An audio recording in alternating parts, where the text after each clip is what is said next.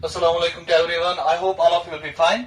अब बेटा हम जो पढ़ने वाले हैं that's about the properties of colloidal solutions. Colloidal solutions के क्या प्रॉपर्टीज होते हैं इसके बारे में हमें बेटा सीखना है। Properties of colloidal solutions. अब उन प्रॉपर्टीज में जो हम फर्स्ट प्रॉपर्टी ले रहे हैं that property is the optical properties of colloidal solutions. Optical property का मतलब क्या होता है? आपके पास एक कोलाइडल सॉल्यूशन है, उस कोलाइडल सॉल्यूशन पे आप इंसिडेंट करवा रहे हैं light. When light interacts with the colloidal solution, वहां पे जो भी फिनोमेनन होगा और जो भी प्रोसेस होगा उन सारे फिनोमेना जो होते हैं वो टुगेदर कॉन्स्टिट्यूट करते हैं optical properties of colloidal solutions.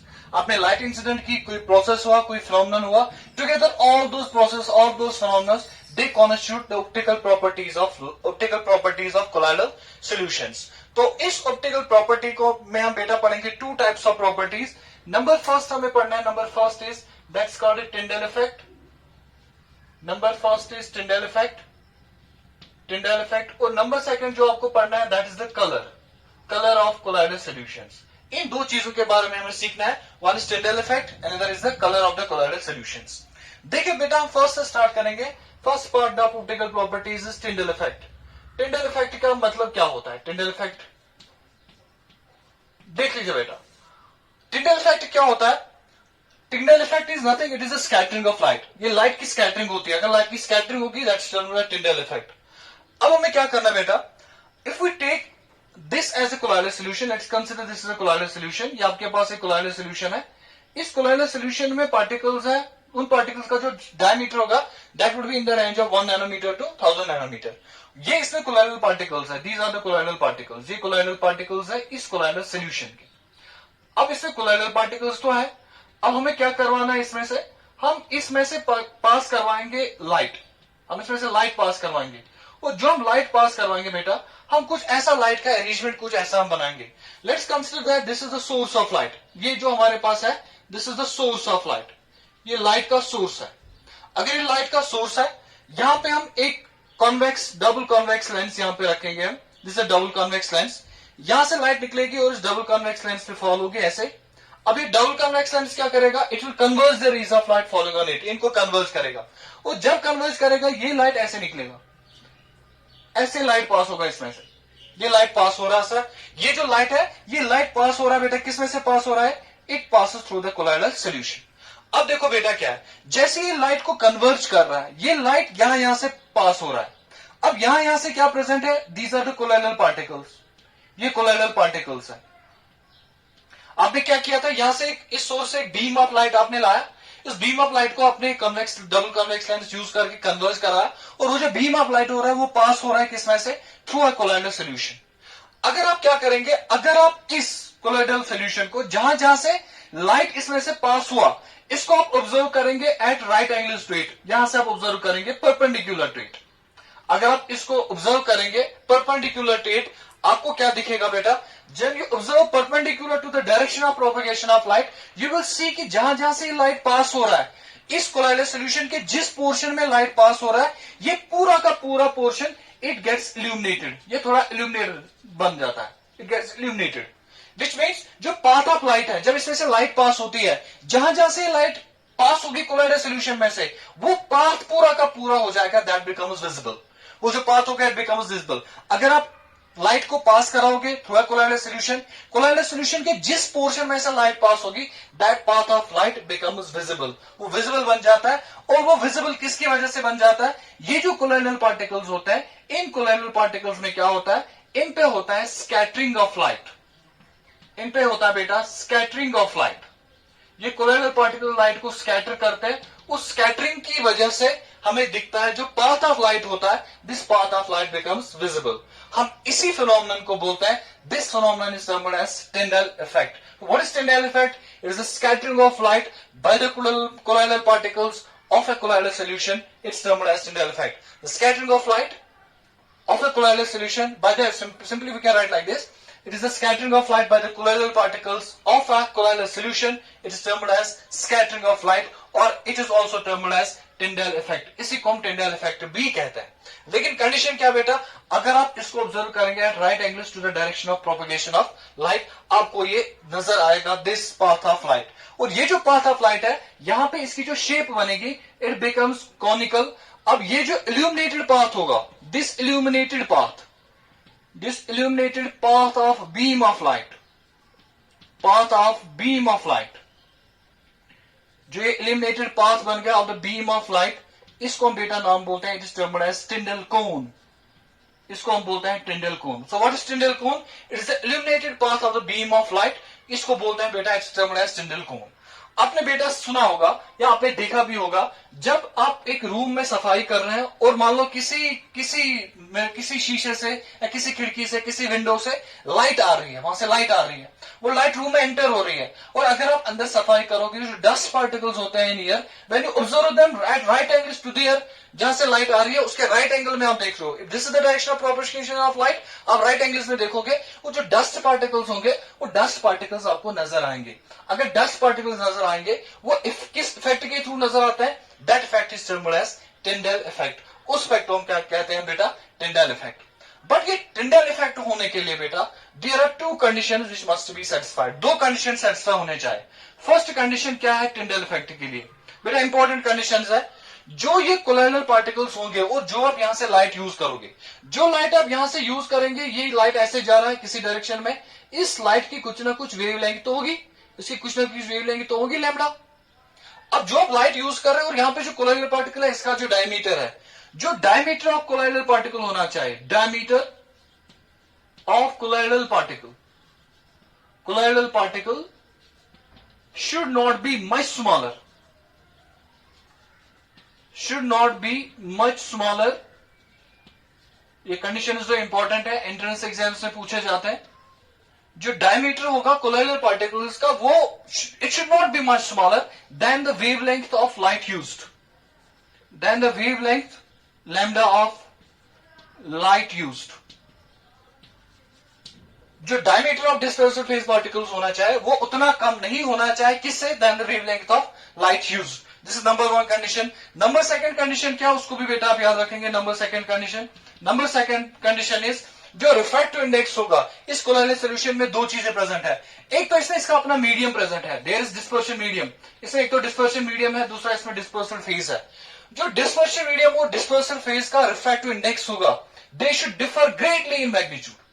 जो डिस्पर्सल फेज है और जो डिस्पर्शन मीडियम है, उन दोनों में जो रिफ्रैक्टिव इंडेक्स का डिफरेंस होना चाहिए, वो जितना ज्यादा होगा उतना टिंडल इफेक्ट ज्यादा ऑब्जर्व हो जाएगा. So we will write the refractive indices,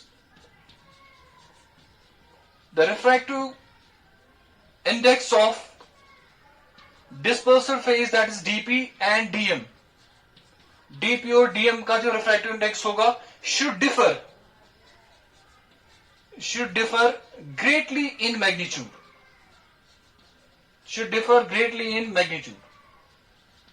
जो रिफ्रैक्टिव इंडेक्स होगा डिस्पर्सल फेज का और किसका, डिस्पर्शन मीडियम का, उनमें डिफरेंस जितना ज्यादा होगा उतना टिंडल इफेक्ट ज्यादा ऑब्जर्व होगा. और ये जो दो कंडीशंस होते हैं, this condition, preferably this condition, these two conditions are satisfied by lyophobic salts. जो लायोफोबिक सॉल्ट्स होते हैं, वो इन दोनों कंडीशंस को सेटिस्फाई करते हैं. Lyophobic salt satisfy both the conditions, therefore this Tyndall effect is observed in lyophobic salts and not in lyophilic salts. ये lyophilic salts में नहीं होता, क्योंकि लायोफिलिक सॉल्ट्स में आपने पढ़ा है बेटा, जो रिफ्रैक्टिव इंडेक्स होता है डिस्पर्सल फेज और डिस्पर्शन मीडियम का, उसमें there is similarity, nearly they are similar. अगर सिमिलर है तो light can not distinguish between the dispersal phase and the dispersion medium on the base of their refractive index. But in case of lyophobic salts, light can differentiate them on the base of their different refractive indexes. अगर difference ज्यादा है, then scattering of light will take place. This scattering of light by the colloidal particles, it is termed as Tyndall effect. और ये दोनों conditions कौन satisfy करता है, lyophobic collide satisfy करते हैं, बट नॉट लायोफिलिक कोलाइड्स. अब देखो बेटा क्या है, ये तो हो गया अबाउट टिंडल इफेक्ट. अब इस टिंडल इफेक्ट को यूज किया एक साइंटिस्ट ने, उस साइंटिस्ट का नाम है बेटा, वो write Zsigmondy. It is ZSIGMONDY. इसने क्या किया बेटा, इसने टिंडल इफेक्ट को यूज किया, ही यूज्ड टिंडल इफेक्ट, और उसने एक apparatus बनाया. That apparatus is termed as ultra microscope. उसको बोलते हैं बेटा ultra microscope. Zygmundi used Tyndall effect to set up an apparatus. That apparatus is termed as ultra microscope. अब अल्ट्रा माइक्रोस्कोप क्या करेगा बेटा, अगर हम यहां पे लगाएंगे एक ultra microscope, this is colloidal solution, आपको कोलाइडल सॉल्यूशन का पार्टिकल नजर नहीं आएगा. टिंडेल इफेक्ट में कोलोइडल सॉल्यूशन के जो पार्टिकल्स होते हैं वो नजर नहीं आते, but what do we actually observe, हम क्या देखते हैं कि जो ये पार्टिकल लाइट को स्कैटर करेगा, ये पार्टिकल है यहाँ पे, this is the colloidal particle and it scatters light, ये लाइट को स्कैटर कर रहा है ऐसे इन डिफरेंट डायरेक्शंस। अगर लाइट को स्कैटर कर रहा है इन डिफरेंट डायरेक्शंस, ये क्या देखता है, ये जो अल्ट्रा माइक्रोस्कोप होता है, अगर आप यहाँ पे अल्ट्रा माइक्रोस्कोप लगाएंगे, वो डिटेक्ट करता है दिस स्कैटर्ड लाइट, जो पार्टिकल लाइट स्कैटर कर रहा है उसको डिटेक्ट कर रहा है, ना कि पार्टिकल को डिटेक्ट कर रहा है। तो आप याद रखेंगे बेटा, अगर आप अल्ट्रा माइक्रोस्कोप देखेंगे, अल्ट्रा माइक्रोस्कोप क्या करता है, it detects the light scattered by the colloidal particles, जो कोलोइडल पार्टिकल लाइट स्कैटर करते हैं उसको डिटेक्ट करता है, लेकिन ये पार्टिकल को डिटेक्ट नहीं करता है। तो आप याद रखेंगे अल्ट्रा माइक्रोस्कोप की हेल्प से आप किसी भी पार्टिकल का साइज या उसकी शेप के बारे में कोई भी इंफॉर्मेशन नहीं निकाल सकते। It only detects the light that is scattered by the colloidal particles. This is property number 1 that is termed as Tyndall effect. इसलिए ये पॉइंट याद रखना बेटा, टिंडेल कोन, ये दो प्रॉपर्टीज बहुत ही इंपॉर्टेंट है। लायोफोबिक कोलाइड्स ये सेटिस्फाई करते हैं बोथ द कंडीशंस, और इस टिंडेल इफेक्ट को यूज करके सिगमोंडी ने एक इंस्ट्रूमेंट सेट किया था that's termed as ultra microscope. Ultra microscope क्या करता है, जो स्कैटर्ड लाइट होती है कोलोइडल पार्टिकल से, उनको ऑब्जर्व करता है। उस अल्ट्रा माइक्रोस्कोप से आप पार्टिकल के साइज के बारे में, पार्टिकल के शेप के बारे में कोई इंफॉर्मेशन नहीं ले सकते हैं। This is the Tyndall effect. तो it was number 1 optical property. देखो बेटा नंबर 2 प्रॉपर्टी क्या है, number 2 property is termed as the colour. जो नंबर 2 ऑप्टिकल प्रॉपर्टी है that is the colour. Number 2 optical property उसको बोलेंगे हम बेटा कलर। देखो बेटा कलर क्या होता है, अब मान लीजिए बेटा ये एक कोलोइडल सॉल्यूशन है आपके पास, इस कोलोइडल सॉल्यूशन में these are the colloidal particles, ये कोलोइडल पार्टिकल्स। अब क्या करा रहे हैं आप, इस कोलोइडल सॉल्यूशन पे इलेक्ट्रोमैग्नेटिक रेडिएशन हिट करवा रहे हैं, आप इस पे कोई रेडिएशन हिट करवा रहे हैं। जब आप इस पे रेडिएशन हिट कराओगे, अब ये पार्टिकल्स जो होंगे, ये पार्टिकल्स जो होंगे, ये किसी वेवलेंथ ऑफ लाइट को, it is a polychromatic radiation, जब पॉलीक्रोमेटिक रेडिएशन आप हिट कराओगे, इस पॉलीक्रोमेटिक रेडिएशन में से जो कोलोइडल पार्टिकल्स होंगे वो कुछ रेडिएशन को रिफ्लेक्ट करेंगे।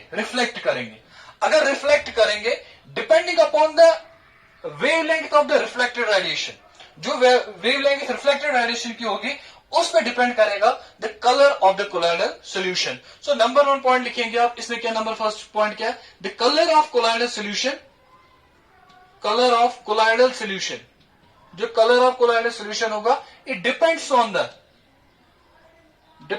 The wavelength, depends upon the wavelength of the radiation, wavelength of the radiation,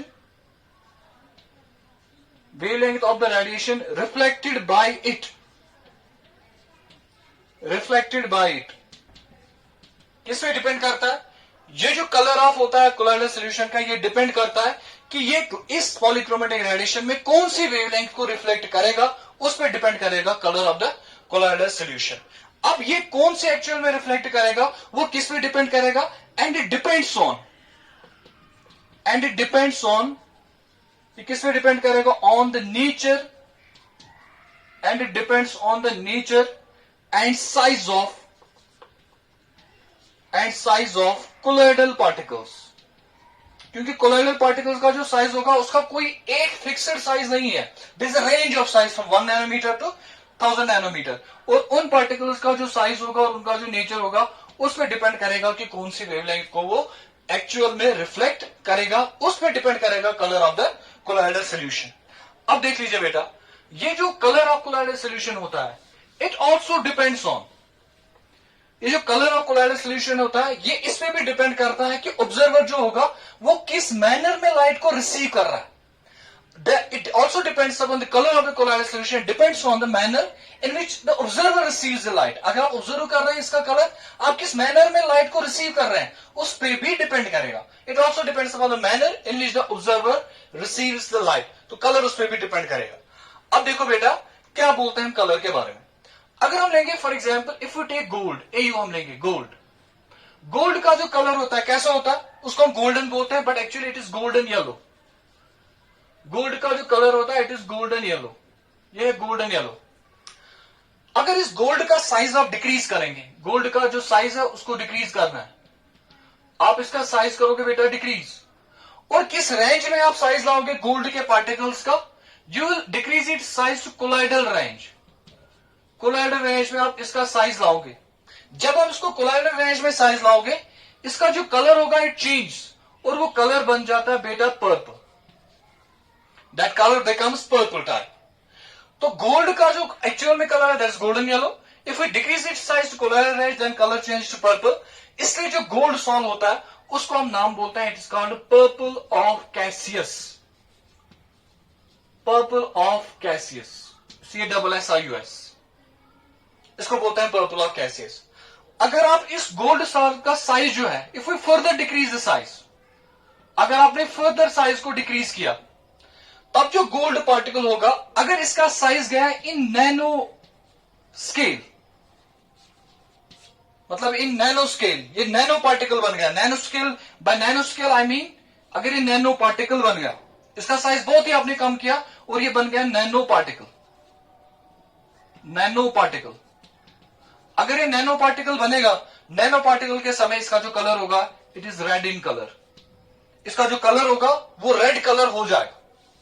अगर आप गोल्ड का साइज कम करते जाएंगे, साइज में भी चेंज आने लगेगा। This is termed as miniaturisation. आप साइज को कम कर रहे हैं, पहले गोल्ड का साइज ज्यादा है, गोल्डन येलो, अब उसका साइज कम कर रहे हैं तो ये पर्पल बन रहा है। अब उससे भी साइज डिक्रीज कर रहे हैं, नैनो पार्टिकल रेंज में ला रहे हैं, इसका साइज जो होता है it becomes red. This called miniaturisation. और जितना मिनिएचराइजेशन होगा, जितना साइज ज्यादा कम होगा, उतना शॉर्टर वेवलेंथ एब्जॉर्ब होता है। ये बेटा याद रख लेना, जितना साइज कम होता है उतना शॉर्टर वेवलेंथ एब्जॉर्ब होता है। और एक एग्जाम्पल में बताऊंगा बेटा, if we take silver, silver का जो कलर होता है इट इज, इसको बोलते हैं बेटा व्हाइट सिल्वर। ये इसका कलर है बेटा। अब अगर ये व्हाइट सिल्वर है, अब इस सिल्वर को क्या करेंगे, इसका साइज भी आप डिक्रीज करेंगे। If we decrease it size, और ये साइज किस रेंज में लाएंगे हम? कोलाइडल रेंज में। अगर आप कोलाइडल रेंज में साइज लाएंगे इट बिकम्स ब्लैक,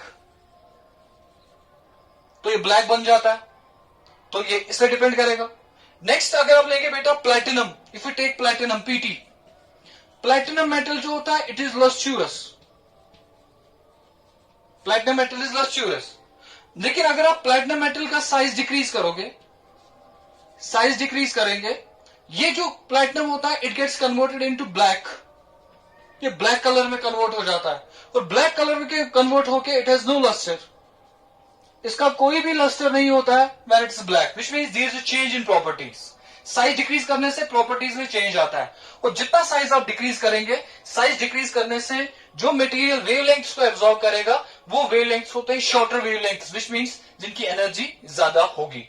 अब देखो बेटा क्या, अगर आप लेंगे for example, if we take, अगर आप गोल्ड लेंगे, sorry if we take milk, अगर आप मिल्क लेंगे, मिल्क को आप दो लाइट्स में देख सकते हैं। एक तो रिफ्लेक्टेड लाइट, एक तो होगी रिफ्लेक्टेड लाइट। अगर आप मिल्क को रिफ्लेक्टेड लाइट से देखेंगे, number second is transmitted light.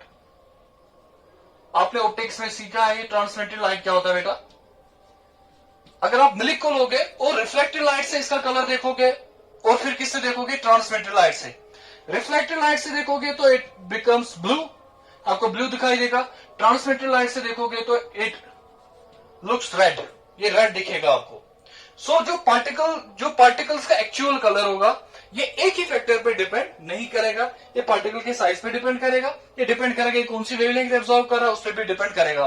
So this is about the colour of colloidal solutions. ये कलर के बारे में इंफॉर्मेशन था। अब देखो बेटा दूसरी प्रॉपर्टी हमारी कौन सी है? The next property is mechanical property. The next property is mechanical property. Mechanical property, next property is mechanical property. अब मैकेनिकल प्रॉपर्टी क्या होता है बेटा?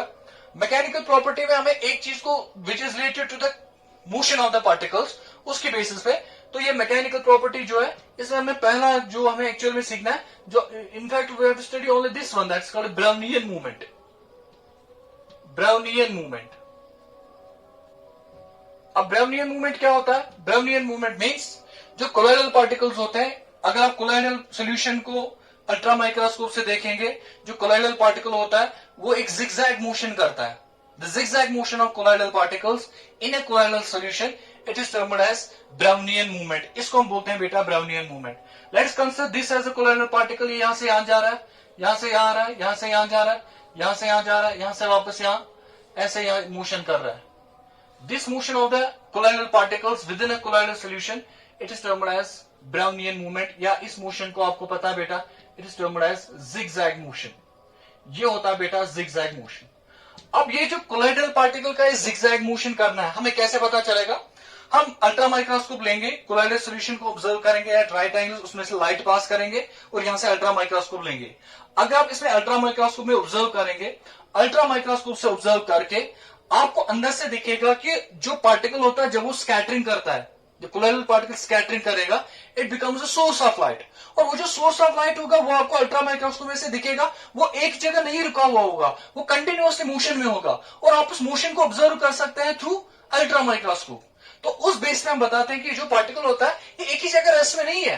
This particle is in continuous motion. ये पार्टिकल कंटिन्यूअस मोशन में है, उसी मोशन को कहते हैं जिगजैग मोशन.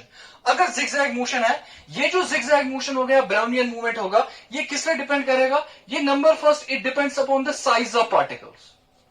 ये डिपेंड करेगा साइज ऑफ पार्टिकल.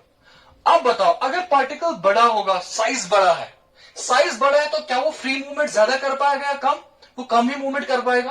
तो अगर साइज कम है, साइज कम होने से जो ब्राउनियन मूवमेंट होगा वो ज्यादा होगा. Number one property. Number second, it depends upon the viscosity.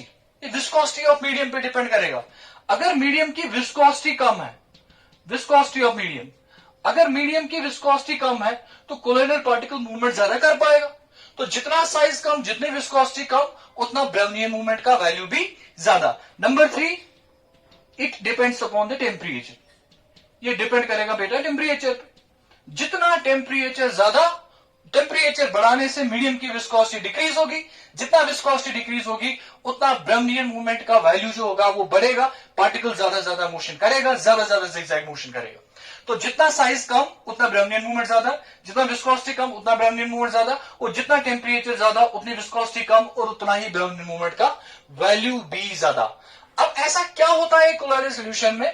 What happens actually in colloidal solution? इसका कॉज क्या है? What is the cause of Brownian movement?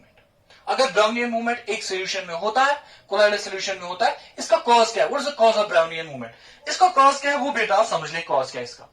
अब देखो क्या है, ये कोलोइडल पार्टिकल है, this is a colloidal particle. ये आपके पास एक कोलोइडल पार्टिकल है बेटा. इस कोलोइडल पार्टिकल ये एक मीडियम में प्रेजेंट है, ये एक मीडियम में प्रेजेंट, और मीडियम में खुद पार्टिकल्स है. Medium is itself made of particles. और मीडियम में जो पार्टिकल्स होंगे, उन पार्टिकल्स में, इन पार्टिकल्स की कुछ ना कुछ एनर्जी है, वो रेस्ट में नहीं है, दे आर इन मोशन. ये पार्टिकल्स है, दे आर इन मोशन. ये पार्टिकल्स क्या करेंगे? ये पार्टिकल आएगा, इसको हिट करेगा, ये इसको हिट करेगा, ये भी इसको हिट करेगा, ये भी इसको हिट करेगा, क्योंकि ये पार्टिकल्स है, दे आर इन मोशन. और ये जो मीडियम के पार्टिकल्स होंगे ये कोलोइडल पार्टिकल को हिट करेंगे. देखिए जब ये हिट करेंगे, आपको पता है बेटा, आपने सुना भी होगा अच्छे से कि काइनेटिक थ्योरी ऑफ लिक्विड्स जो होती है, काइनेटिक थ्योरी ऑफ लिक्विड्स, आपने उसमें सीखा है कि जो पार्टिकल्स होते हैं उनकी जो एनर्जी होती है that is average energy. Particles क्या करते हैं? आपस में एनर्जी का रिडिस्ट्रीब्यूशन करते रहते हैं. तो ये पार्टिकल, ये पार्टिकल, ये पार्टिकल, इनकी जो एनर्जीज होंगे दे डिफरेंट वैल्यूज. तो ये पार्टिकल, ये पार्टिकल, ये पार्टिकल एक मीडियम के, ये इसको हिट करेंगे. हिट करने को हम यहां पे बोलते हैं bombardment. This is an unbalanced bombardment of the particles, of the जो मीडियम के पार्टिकल्स होंगे वो अनबैलेंस्ड बम्बार्डमेंट करेंगे on the dispersal phase particles. जब इन पे अनबैलेंस्ड बम्बार्डमेंट होगा, उसकी वजह से ये जो पार्टिकल होगा ये एक रिजल्टेंट फोर्स फील करके किसी एक पर्टिकुलर डायरेक्शन में जाएगा. तो ये पार्टिकल यहां से उठ के यहां पे गया. अब इसने क्या किया? ये पार्टिकल एक जगह से गया दूसरी जगह, एक जगह से दूसरी जगह जाने को ही हम कहते हैं movement of colloidal particles, that is the Brownian movement. So ये ब्राउनियन मूवमेंट के लिए कौन सा फैक्टर रिस्पॉन्सिबल है? It is the bombardment of the particles of the dispersion medium. जो डिस्पर्शन मीडियम के पार्टिकल्स होंगे वो बम्बार्डमेंट करते हैं on the dispersal phase particles. अब तो ये यहां पे पहुंचा ये पार्टिकल, लेकिन क्या यहां पे भी मीडियम नहीं होगा? तो यहां पे मीडियम के पार्टिकल्स है, वो मीडियम के पार्टिकल्स को यहां पे भी हिट करेंगे. जब हिट करेंगे यहां पे भी बम्बार्डमेंट होगा. It receives a net resultant force, उसका जो डायरेक्शन होगा वो उस डायरेक्शन में होगा. तो ये पार्टिकल कंटिन्यूअसली एक पर्टिकुलर डायरेक्शन, ये पार्टिकल एक डायरेक्शन में तो जाएगा, पहले एक डायरेक्शन में जाएगा, वहां पे अनबैलेंस्ड फोर्स दूसरी डायरेक्शन में. Ultimately this particle follows a zigzag path. This is the cause of the Brownian movement. अब देखो बेटा क्या है, ये कोलाइडल सोल्यूशन है आपके पास, this is a colloidal solution, ये मीडियम है आपके पास, इस मीडियम में ये कोलाइडल पार्टिकल है। अब ये जो कोलाइडल पार्टिकल है, इस कोलाइडल पार्टिकल का मास भी ठीक ठाक होगा, क्योंकि इसका साइज जो है वो 1 नैनोमीटर से 1000 नैनोमीटर तक है। ये कोलाइडल पार्टिकल की इसकी जो अपनी टेंडेंसी होती है, इसकी खुद की टेंडेंसी है कि ये colloidal particle it tends to settle at the bottom, ये नीचे आना चाहता है। लेकिन आप मुझे बताओ, जब ये कोलाइडल पार्टिकल ब्राउनियन मूवमेंट करेगा, जब ये ब्राउनियन मूवमेंट करेगा कोलाइडल पार्टिकल, क्या ये ब्राउनियन मूवमेंट की वजह से, क्या ये ब्राउनियन मूवमेंट इस पार्टिकल को सेटल होने देगा, इसको नीचे आने देगा? नहीं आने देगा। जैसे ये पार्टिकल नीचे आएगा, इसको यहां से कोई दूसरा पार्टिकल यहां से हिट करेगा, एंड दिस पार्टिकल अगर ये यहां से यहां तक आया था, ये इस डायरेक्शन में चला जाएगा। तो क्या मैं ऐसे बोल सकता हूं, जो इन पार्टिकल्स पे ग्रेविटेशनल फोर्स लग रहा है, force of gravity, that acts downwards. अगर ये डाउनवर्ड्स है तो ब्राउनियन मूवमेंट इस पार्टिकल को कहां ले रहा है? Away from gravitational force. तो क्या मैं ऐसे बोल सकता हूं, जो ब्राउनियन मूवमेंट होता है, it is responsible for the stability of colloidal solutions. क्यों? Because it opposes the force of gravity. ये फोर्स ऑफ ग्रेविटी को अपोज कर रहा है, फोर्स ऑफ ग्रेविटी इन पार्टिकल्स को नीचे लेना चाहता है। लेकिन जो ब्राउनियन मूवमेंट होता है, ब्राउनियन मूवमेंट है, वो इन पार्टिकल्स को सेटल होने नहीं देगा। It tends to keep the particles in the motion.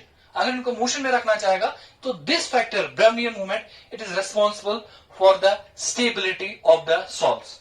अब इस ब्राउनियन मूवमेंट से हमें क्या एप्लीकेशन मिलेगा? एप्लीकेशन देखो बेटा क्या है, इट प्रोवाइड्स एन एविडेंस, ये एविडेंस हमें देता है for the kinetic energy of colloidal particles. जो कोलाइडल पार्टिकल्स होते हैं, they are in motion, motion की वजह से इनमें होगी काइनेटिक एनर्जी। और इसका दूसरा एप्लीकेशन है, इट इज, इसका एडवांटेज है that it is responsible for the stability of colloidal solutions, because it opposes the force of gravity. ये फोर्स ऑफ ग्रेविटी को अपोज करता है। तो this is the mechanical property that is Brownian movement.